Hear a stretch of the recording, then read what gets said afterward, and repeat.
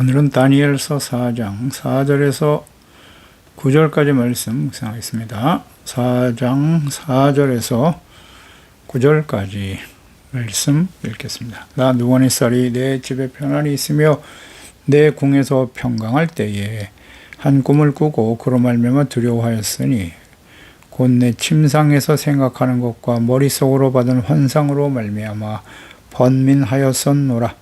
이러므로 내가 명령을 내려 바벨론의 모든 지혜자들을 내 앞으로 불러다가 그 꿈의 해석을 내게 알게 하라 하였더라. 그때 박수와 술객과 갈대아 술사와 점쟁이가 들어왔으므로 내가 그 꿈을 그들에게 말하였으나 그들이 그 해석을 내게 알려주지 못하였느니라.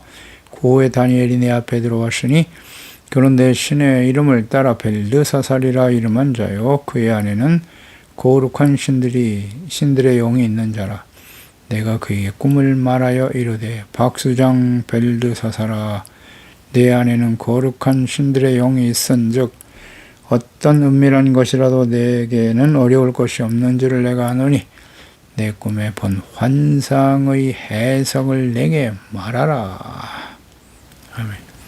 자신이 필요할 때만 하나님을 찾는 사람들. 하나님께서 행하시는 기적과 역사들에 대해서 느부갓네살 왕은 자신이 알게 된 하나님의 기적들을 모든 사람들이 알게 하기를 즐거워하노라. 그러니까 바벨론 모든 사람들에게 알게 하는 것을 기뻐하고 또 이것을 증거하기 위해서 조서를 내렸습니다. 그러니까 느부갓네살 왕의 이 찬양의 내용은 하나님의 존재와 능력, 영광, 혹은 하나님의 나라의 통치, 이는 마땅히 아브라함의 언약을 계승하는 복의 근원이 되어야 할 이스라엘 백성들의 찬양의 내용이어야 하죠. 그런데 정작 하나님의 본 백성들은 하나님을 버리고 우상 숭배하다가 지금 느부갓네살 왕에 의해서 멸망을 당하고 포로로 끌려와 살아가고 있는 것이지요.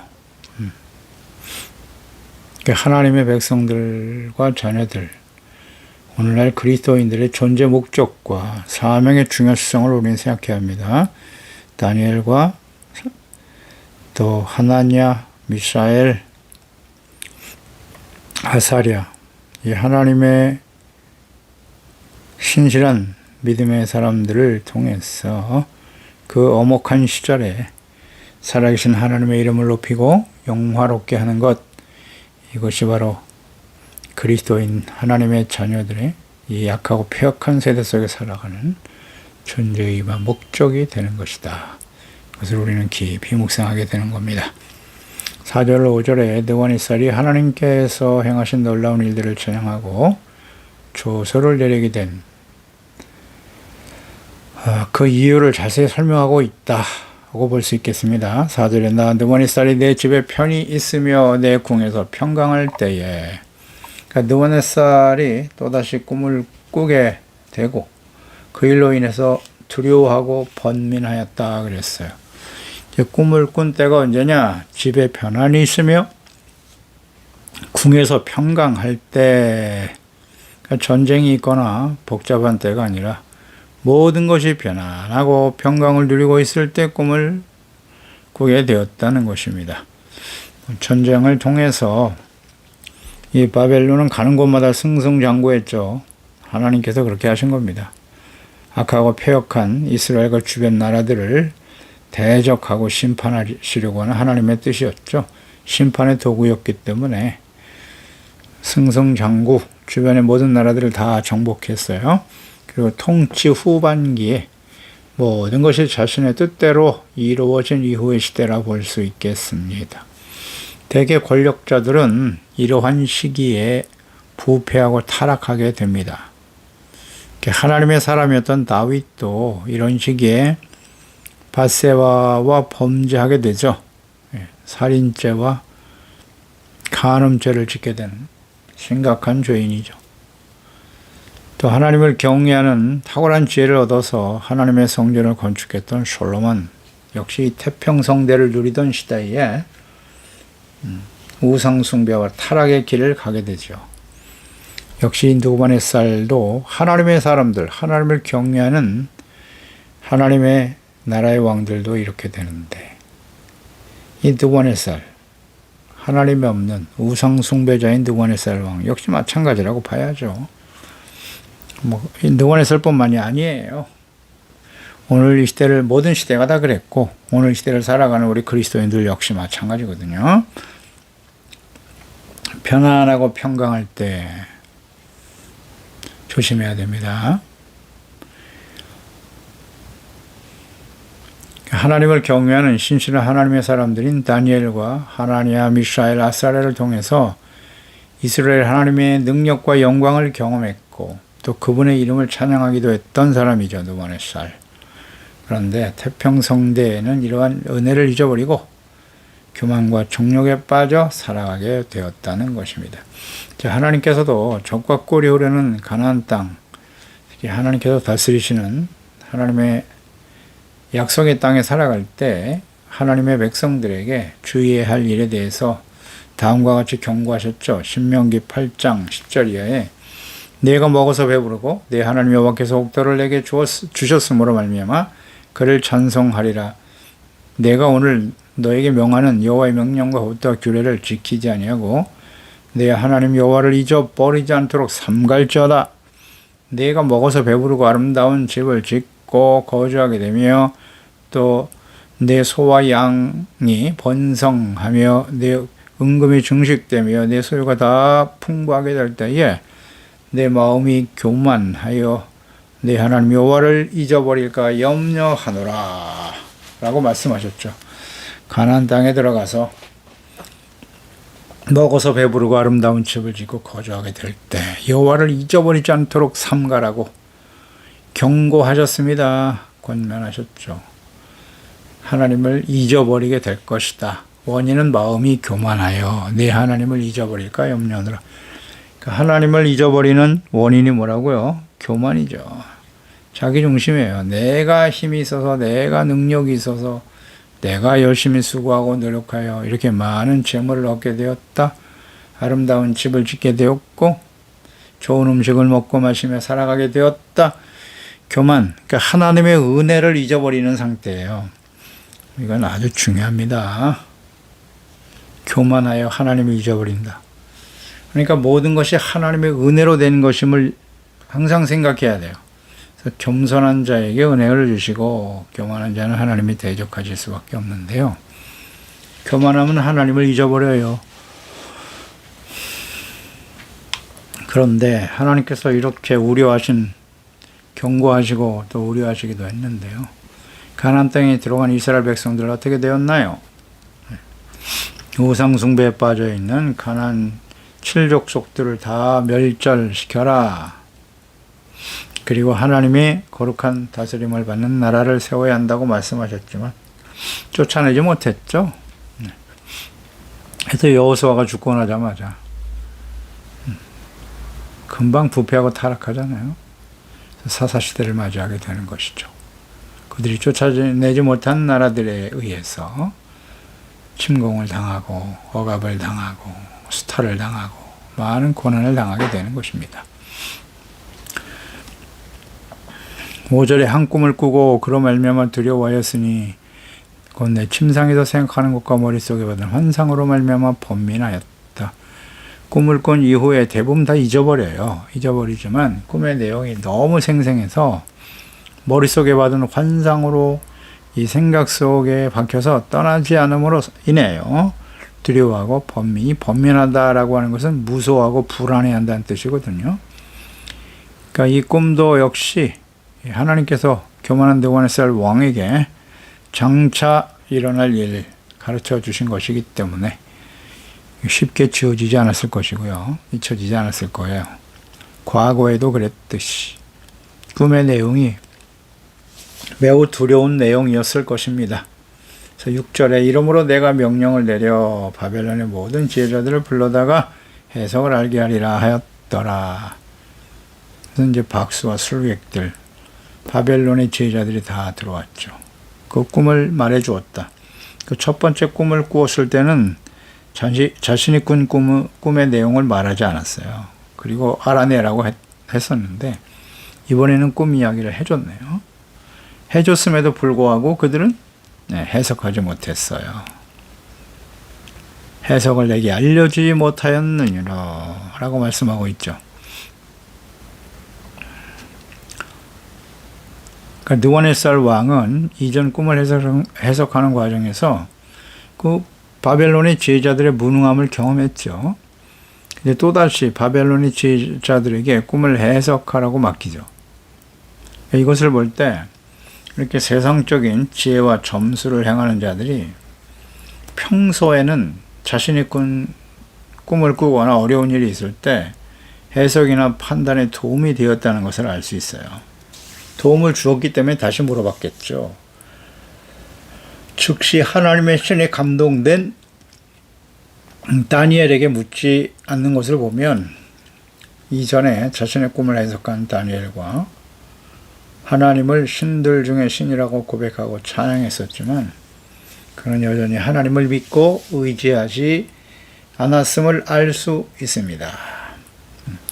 하나님께서 꿈을 통해서 자신의 계획과 뜻을 전해주시는 내용이기 때문에 이전에도 그랬듯이 이것은 세상의 지혜로는 결코 이해할 수가 없습니다.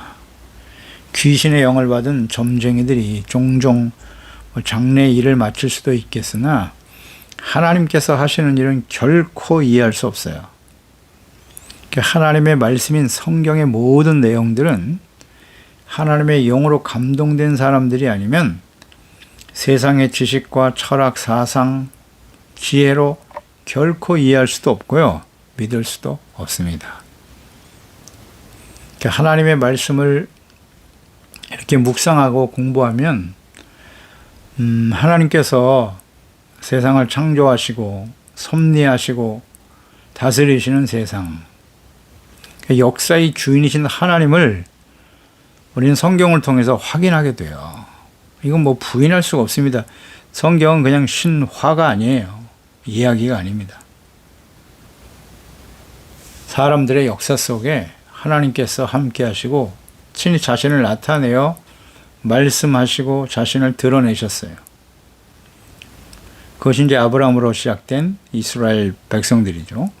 그들에게 하나님께서 자기 자신을 계시하셨다니까요.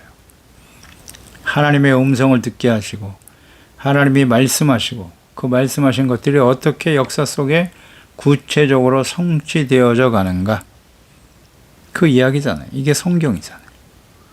그 모든 과정 속에서 하나님은 어떠한 성품을 가지신 분인가, 하나님의 속성, 또 하나님의 마음과 뜻, 하나님의 계획,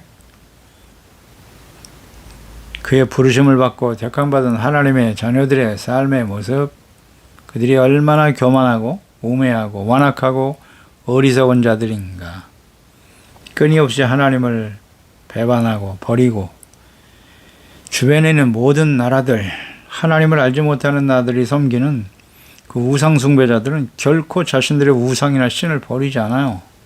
그런데 유독 하나님을 직접 경험한, 역사 속에 하나님을 경험했고 하나님이 그들과 함께 하시는 영원한 언약의 백성인 이스라엘들만이, 하나님의 백성들만이 자신들의 하나님을 버린단 말이에요. 버려요. 말씀을 저버리고. 왜 그래요? 그 차이는 무엇일까요? 그 우상들은 눈에 보이는 거잖아요. 사람들이 자기를 위해서 만들어 놓은 거예요. 그런데 하나님은 영이시잖아요. 눈에 보이지 않아요. 하나님의 전에 가서 하나님의 말씀을 듣고 하나님과의 교제가, 이게 죄를 버리고 용서받고 하나님과 만나고, 죄가 있는 상태에서는 하나님, 영이신 의롭고 거룩하신 하나님을 알 수가 없거든요.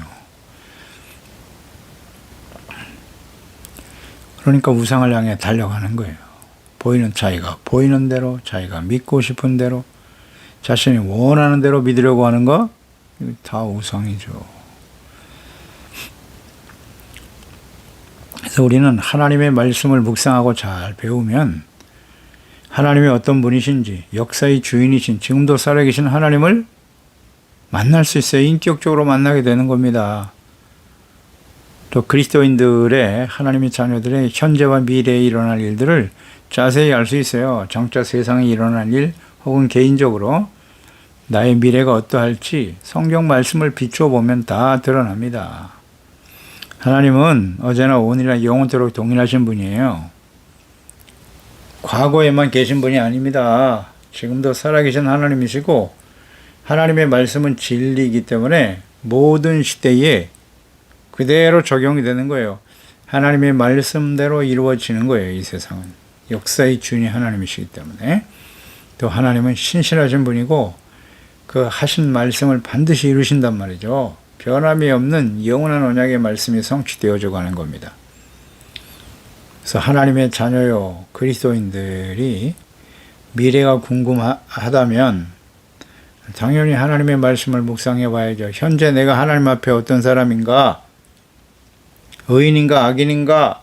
죄인의 길에 서 있는가?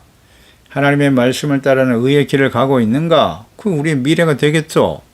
선택에 대한 결과가 어떠한지 성경에 너무 자세히 나와 있으니까요. 그런데 하나님의 자녀요 그리스도인이라고 하는 사람들이 현재가 당장 불안하고 두려워서 미래가 궁금해서 점쟁이를 찾아간다? 무당을 찾아갑니까?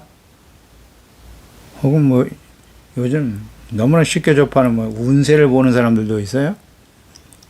만약 그렇다면 이들은 거듭나지 못하는 그냥 교인이에요. 교인. 종교인이거나 아니면 가짜들이에요. 가짜. 어떻게 살아계신 하나님을 알고 그분의 말씀과 뜻을 알고 그분의 은혜로 구원받아 하나님의 자녀로 살아가는 사람들이 하나님이 어떤 분이십니까? 세상의 모든 지혜의 근원이 되신 분이 하나님이신데 그리고 하나님의 뜻 또 인류에 일어날 모든 일들 우리 개인의 모든 삶에 나타난 하나님의 뜻이 어떤지 성경이 자세히 기록해 남기셨잖아요. 네, 성경을 묵상하고 하나님의 말씀대로 따라가지 아니하고 이건 다 가짜예요. 가짜. 심각하게 질문해 봐야 돼요. 내가 진짜 하나님 예수 그리스도와 하나님을 인격적으로 만난 적이 있는가? 그냥 종교 생활만 하고 있는 거죠. 의외로 이런 사람들이 있어요. 교회 안에. 두려움과 불안함으로 잠을 이룰 수 없는 일이 생길 때 평상시에는 잘 모르겠는데 이렇게 자신의 능력으로 해결할 수 없는 예기치 못한 일들이 벌어져서 두려움과 불안함으로 잠을 이룰 수 없는 일이 생길 때 우리는 어떻게 행동하는가요? 사람들이 생각하는 세상적인 지혜나 혹은 충고, 지식, 경험, 능력으로 해결하려고 하고 있지는 않습니까? 자신의 지혜와 지식과 능력으로 해결이 가능하다면 걱정하거나 두려워하지 않겠죠. 하나님의 말씀을 묵상해야죠. 당연히. 그리고 자신이 지금 주님의 말씀을 따라 순종하고 살아가고 있는지를 점검하면 되는 것입니다. 내가 성령을 쫓아 행하고 있는지 아니면 육체의 욕심에 이끌려 살아가고 있는지 어렵습니까? 구분하는 것이. 갈라디아서 5장 17절입니다. 육체의 소욕은 성령을 거스르고 성령은 육체를 거스르나니 이 둘이 서로 대적하므로 너희가 원하는 것을 하지 못하게 하려 함이니라. 우리가 예수 그리스도를 믿고 구원받아 하나님의 자녀가 되었습니다만은 여전히 우리 안에는 육체의 소욕이 자리 잡고 있잖아요. 육체의 정욕, 안목의 정욕, 이 세상의 자랑을 쫓아 살아가려고 하는 옛사람의 모습이죠. 이게 아직도 남아 있어요. 아직 완전하지 못합니다. 그리고 예수 그리스도를 믿고 구원받아 하나님의 성령을 우리 가운데 보내주셨단 말이죠. 그러니까 성령이 계시고 육체의 소욕과 끊임없이 갈등하며 싸우고 있다는 거죠. 그러니까 우리가 하나님의 영으로 하나님의 영을 쫓아 살아갈 것인가 아니면 육체의 욕심을 따라 살아갈 것인가 선택의 문제거든요. 선택의 문제입니다. 그래서 우리의 마음과 인격, 삶 속에 어떤 열매를 맺고 있나요? 성령의 열매입니까? 그러니까 우리 마음속에 이렇게 두려움이 찾아오고 뭔가 불안하다. 이것은 근본적으로 문제가 있는 거예요. 요한일서 4장 18절에 사랑 안에 두려움이 없고 온전한 사랑이 두려움을 내쫓나니 두려움에는 형벌이 있음이라. 두려워하는 자는 사랑 안에서 온전히 이루지 못하였느니라. 아멘입니다. 우리가 끊임없이 말씀을 통해서 묵상되는 바이죠. 두려움이라는 것은, 우리 가운데 두려움이 찾아왔다는 것은 아주 중요한 문제입니다. 중요한 문제예요. 우리가 이 땅에 살아가는 동안 두려움을 느낄 때가 언제일까? 자신의 힘과 능력으로 해결할 수 없는 일들이 벌어질 때죠. 그리스도인으로 이 땅에 살아가는 동안에 경건하게 살고자 하는 자는 박해를 받을 수밖에 없어요. 악한 원수 마귀, 또 그를 따르는 하나님이 없는 세상에 힘 있는 자들은 우리를 위협합니다. 협박하죠. 하나님의 말씀대로 바르게 살지 못하도록, 정직하고 바르게 살지 못하도록 위협하고, 그것을 우리가 하나님의 거룩한 자녀로 살아갈 때 뭔가 불이익을 당할 것 같다. 불이익, 위협, 협박. 아, 쉽지 않죠. 내가 이거 일자리를 잃어버리면 어떻게 할까? 어떻게 될까? 나의 가족과 자녀들 제대로 보호할 수 있을까? 나의 삶이 보존될 수 있을 것인가? 뭐 이런 두려움이 있겠죠. 네. 그래서 쉽게 타협하게 되거나, 아니면 뭐 우리가 치료받을 수 없는 질병에 걸려서 사망에 이르게 되나, 이 사망이, 죽음이 우리에게 또 두려움을 주기도 하고요. 네. 힘 있는 사람들, 해결할 수 없는 문제, 우리를 괴롭히고 힘들게 하는 사람들을 만날 때 피할 수가 없어요. 내가 살아가기 위해서는. 이런 것들이 우리를 불안하게 만들고 힘들게 만들죠. 예기치 못한 천재지변이라든지 사람의 힘으로는 해결할 수 없는 일들이니까요. 이런 두려움들이 우리에게 다가온단 말이에요. 이 두려움이 있다라고 하는 것은 주님의 사랑 안에서 온전히 이루지 못한 것이라고 하셨네요. 하나님을 사랑하고, 하나님을 사랑하는 것이란 무엇이죠? 그 계명을 가지고 지키는 거예요. 분명하죠? 요한복음 15장에 잘 나와 있고요. 우리가 하나님의 말씀을 따라, 하나님의 계명이나 예수께서 말씀하신 산상수훈의 말씀의 핵심 뭐예요? 하나님 사랑, 이웃 사랑이잖아요. 내가 너희를 사랑한 것 같이 너희도 서로 사랑하라. 이 주님의 말씀을 온전히 지켜 행하지 못할 때, 관계가 바르지 못할 때 두려움이 찾아오는 거예요. 어렵지 않아요. 전능하신 하나님이 우리의 아버지시고 우리가 그의 아들이고, 하나님의 말씀을 뜻대로 함께 주님과 동행하며 살아가는데 무슨 두려움이 있어요?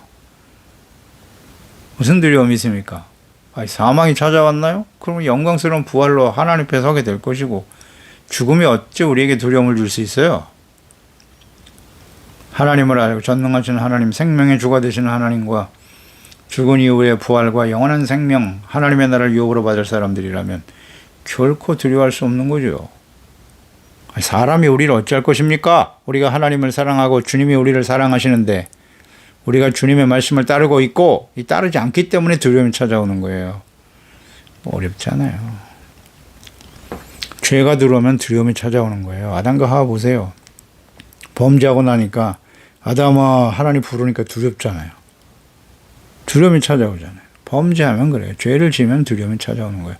죄 문제 해결하면 되잖아요. 예수 앞에 나가서 자백하고 용서받고 이렇다면 없고, 아무리 약한 원수마귀가 정죄를 해도 진실한 마음으로 예수 그리스도의 십자가 밑에 나가서 회개하고 용서받으면 참된 평안이 찾아오는 것이죠. 8절에 구에 다니엘이 내 앞에 들어왔으니 그는 내 신의 이름을 따라 벨드사살이라 이름한 자요. 이렇게 말하네요. 그의 안에는 거룩한 신들의 영이 있는 자라. 내가 그에게 꿈을 말하여 이르되 그랬어요. 바벨론의 지혜자들이 두려움과 불안을 주는 꿈의 내용을 해석하지 못했죠. 하나님이 하실 일이기 때문에 세상적인 지혜를 가진 자들은 절대 해석할 수 없는 거예요. 세상적인 지식과 지혜로 하나님의 말씀을 이해하지 못하는 것과 같은 거죠. 그러니까 하나님의 신에 감동된 다니엘을 불러들였어요. 그럴 수밖에 없었겠죠. 처음부터 다니엘을 왜 부르지 않았을까? 느부갓네살은. 느부갓네살은 여러 면에서 하나님을 경험했던 사람이에요. 그런데 여전히 하나님께 대한 신뢰가 없다는 거죠. 불신앙이죠. 여러분 기회를 줬지만 믿지 않아요. 왜? 그건 교만하잖아요. 절대 권력자죠. 우상숭배자죠. 교만과 완악함이에요. 자신이 믿는 신을 더욱더 신뢰하는 거예요. 그래서 하나님을 뭐 신들 중에 신이라고 말하고 있지만 이것은 그저 자신이 필요할 때만 찾는 사람이었다. 하나님을. 그런 사람 아니에요? 이 느부갓네살? 오늘날 교회 안에도 이런 사람들이 있다 없다? 예, 있습니다. 이런 형태의 신앙을 가진 사람들이 있어요. 그래서 웬만한 일은 그저 자신의 신과 능력으로 해결하려고 하고 하나님을 온전히 믿고 의지하지 않아요. 여전히 자신의 실력, 능력, 자신의 힘을 극대화시켜달라고만 맨날 기도하고 있어. 자신의 힘으로 해결할 수 없는 일이 생길 때 비로소 이제 하나님께 나가서 기도하고 문제가 해결되면 하나님을 믿고 의지하지 않아요.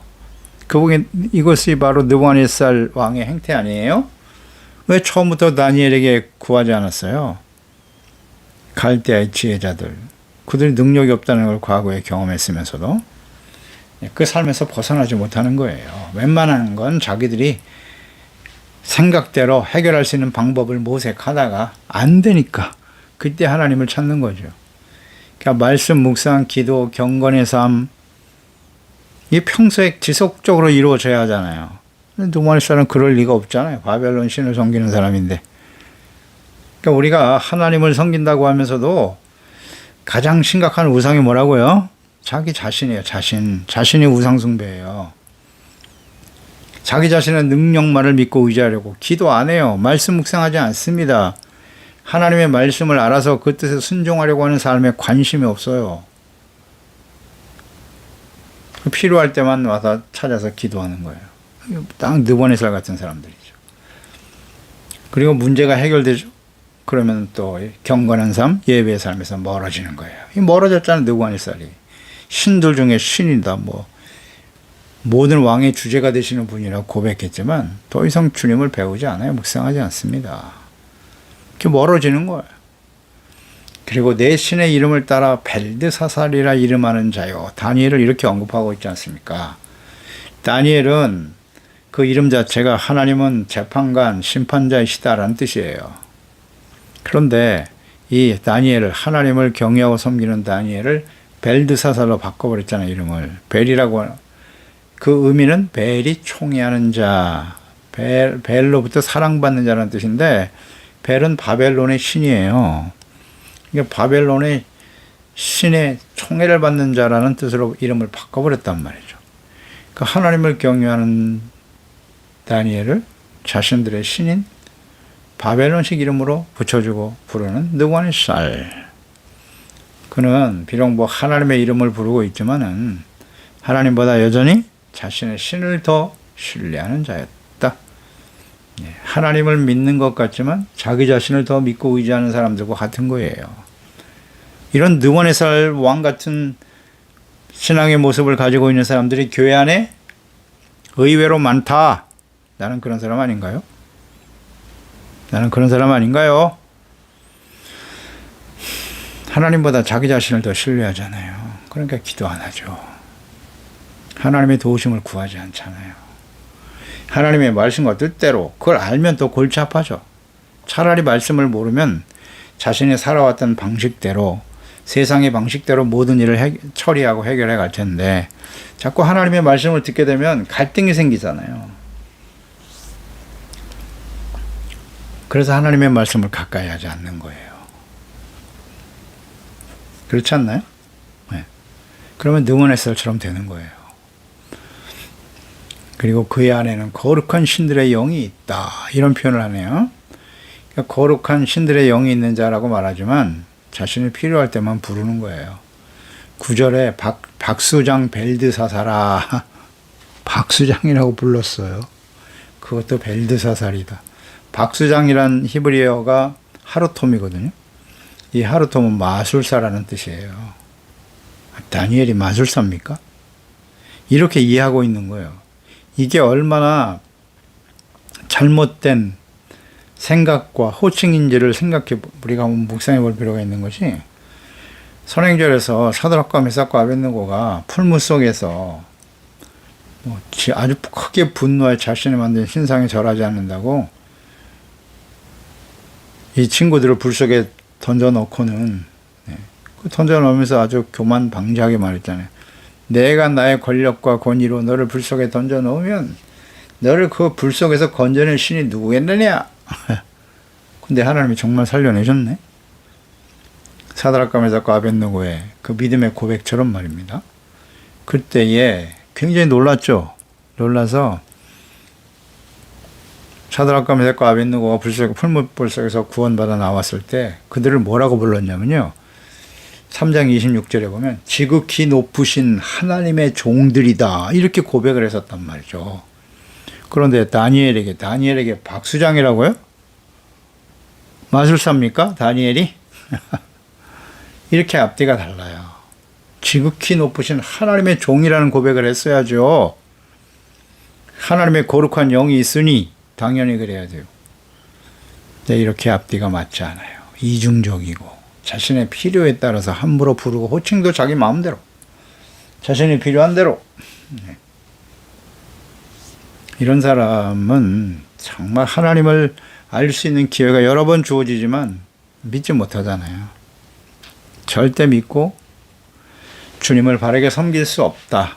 계속 강조됩니다. 우리가 예수 그리스도를 믿고 구원받아 믿음으로 의롭다함을 얻고 하나님의 자녀가 되고 영원한 하나님의 나라를 상속받고 유업으로 받는 것, 어떻게 가능해집니까?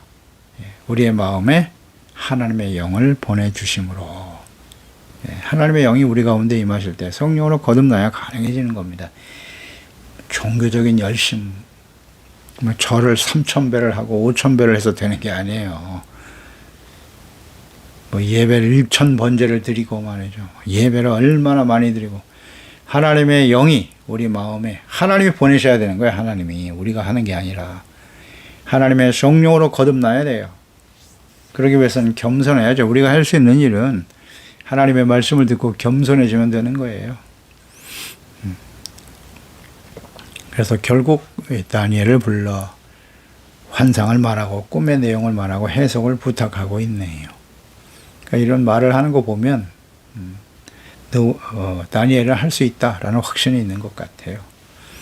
자, 우리는 느부갓네살과 같은 이런 잘못된 신앙이 아닌지 말씀을 통해서 우리는 다시 한번 점검해 봐야 될 것입니다. 하나님, 기도하겠습니다. 하나님 아버지, 오늘도 느부갓네살이 또다시 꿈을 꾸고, 하나님이 꿈을 꾸게 하신 것이고 장차 일어날 일을 보여주시려고 하시는 것 같은데, 여전히 갈대아 바벨론의 제자들, 인간의 지혜와 지식으로는 해결할 수 없는 일이었다는 사실, 그리고 다니엘을 통해서 여러 번 그의 친구들을 통해서 하나님을 알 수 있는 기회가 주어졌지만 이 느부갓네살은 지속적으로 하나님을 경외하고 섬길 수 없다는 사실,